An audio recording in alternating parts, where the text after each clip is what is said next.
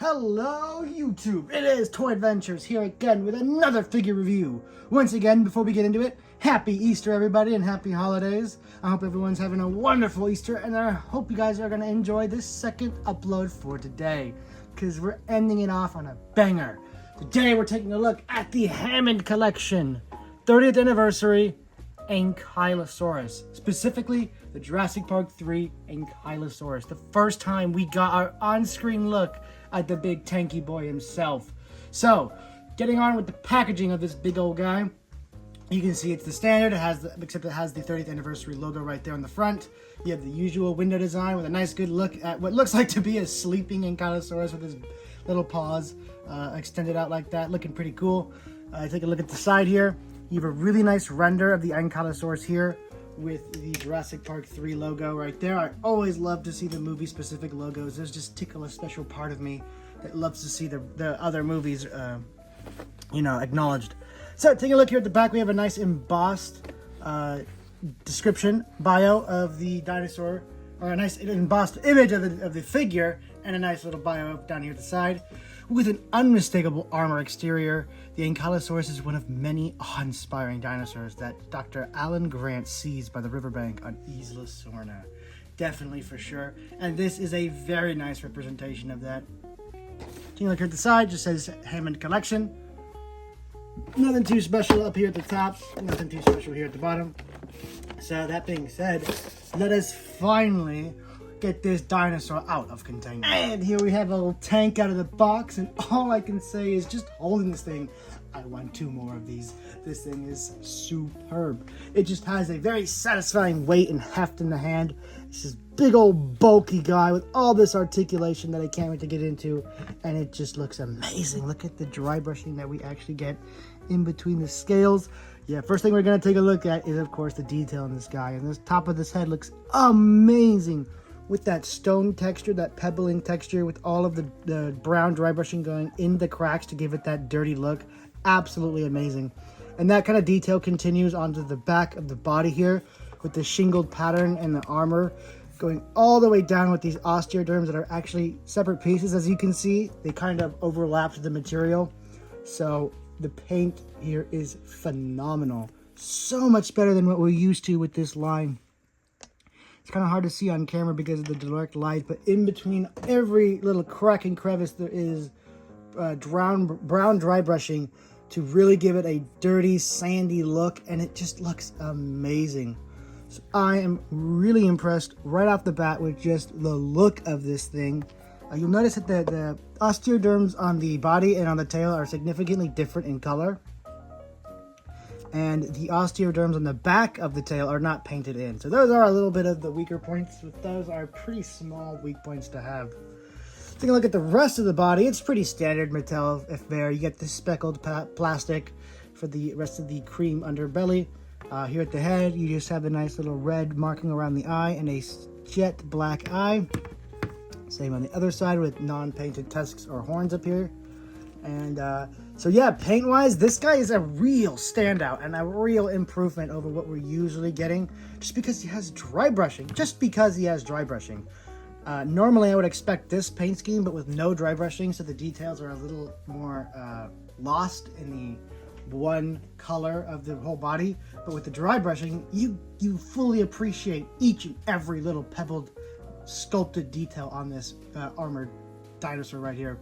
I was trying to think of, do I see the armored back or whatever? Because it's really just the back that has all the detail. The body itself is pretty plain, but the back armor is so superbly detailed, and that's where your eyes are naturally going to be drawn on an Ankylosaurus. So I think that's fair. If they're going to go all out on the back. That being said, this main selling point for this toy line is, of course, articulation. So let's go ahead and see how well our Ankylosaurus here is articulated, because let me tell you, it is something real special.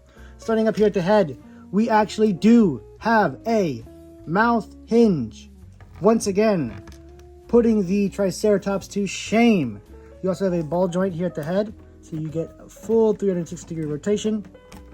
You could look up about that far, just a slight move downwards in the neck. Moving back here to the base of the neck, this can also rotate 360 degrees and can look left to right. Here's that movement right there. So pretty great movement up in the head. You get a ton of range here. Just looking anywhere. And I cannot wait for them to repaint this in the Jurassic World color scheme.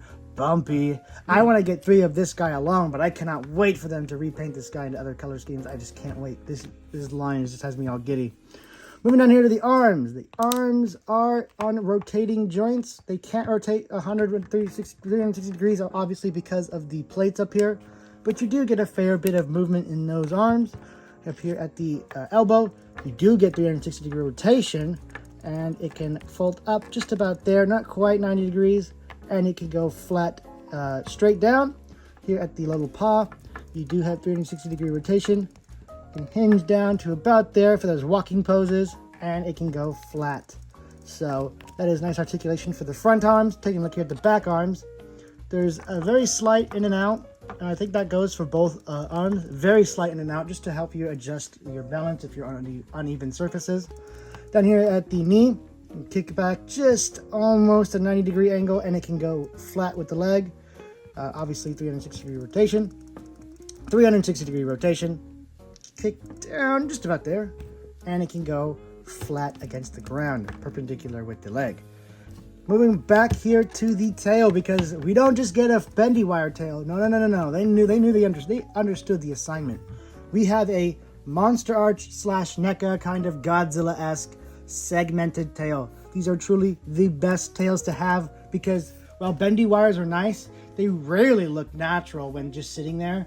You have to really sit there and adjust every little crook and segment of that tail to make it look naturally. Whereas segmented tails like this, they just pose naturally. So you get 1, 2, 3, 4 segments in this tail, and they each have a ball joint in them, each allowing for full rotation, and it just gets you a ton of movement here in the tail from left to right, up and down, all around.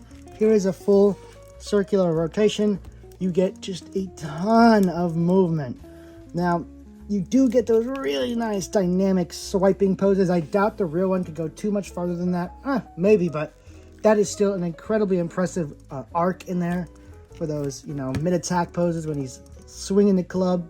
So I definitely think they really nailed this guy in terms of articulation, going above and beyond. And that's what makes this guy's situation even more tragic, because it's not in stores. I can't find it anywhere but Amazon. And even in Amazon, it's rarely in stock. I had to place a pre-order for this guy on Amazon and wait until mine finally got shipped. And yeah, I really hope these start hitting Target soon. I hope they start hitting anywhere soon, because I want to buy at least 2 more of these guys. Just have a nice little pack of them. These guys are so awesome. I love any Hammond collections. So let's go ahead and get on to scaling and see how well this Ankylosaurus scales in with the rest of the line. Starting us off with comparisons. We're going to start with a human, of course, with the Hammond collection, Alan. Yes, he has a bit of trouble standing. Here is Alan, the Ankylosaurus. Well, not quite as massive as an Ankylosaurus quite should be. I am happy with this height and heft and bulk compared to a human figure. This is satisfactory to me. I definitely like this. Now we're going to compare him with something a little more obvious, which is the mainline Ankylosaurus, and you can see the improvements made already. For one, it's a lot bigger and taller and bulkier, and just better sculpting overall. So here are the two compared to each other. You can really tell it's definitely a huge improvement over what we have gotten before. Emphasis on the huge, considering its size. So that is it with the regular mainline Ankylosaurus. And then we're going to go to another herbivore that you may have seen in that movie, Paras. I wish these guys were in stores longer. I really could have gotten some more. And I never found any of them at Burlington for cheap. That never happened to me. So I really wish hope they do another Paras soon. But here it is with the Parasaurolophus, looking pretty good. Very much enjoyed this. Pretty nice, pretty nice. And finally we're gonna do, of course, everyone's big old favorite, the T-Rex. And this is where the size kind of looks a little silly, because these two are supposed to be mortal enemies, but I don't see how too well the Indominus or the Ankylosaurus is going to be faring against our T-Rex here. But here is the sizes for them regardless. So anyway, guys, I'm gonna give this dinosaur a 10 out of 10. This is one of my favorite of the Hammond collection line. There's really just no faults I can find with this. This is really just perfect, and it just actually, it surprised me a lot with how much I enjoy this figure. I did not think the Ankylosaurus would be too much of a crazy figure for me because it's just such a big armored tank that it doesn't do too much, but this figure really impressed me with its paint, its articulation, and its scaling. So this is a definite 10 out of 10 for me. Definitely pick up the Hammond Collection Ankylosaurus if you find it. It is a wonderful interpretation of a rather forgotten dinosaur, in terms of toys at least. So guys, that has been my review for this guy. Thank you so much for watching, and I'll catch you guys tomorrow with some of the 30th anniversary toys. This has been Toy Adventures, signing out. Peace.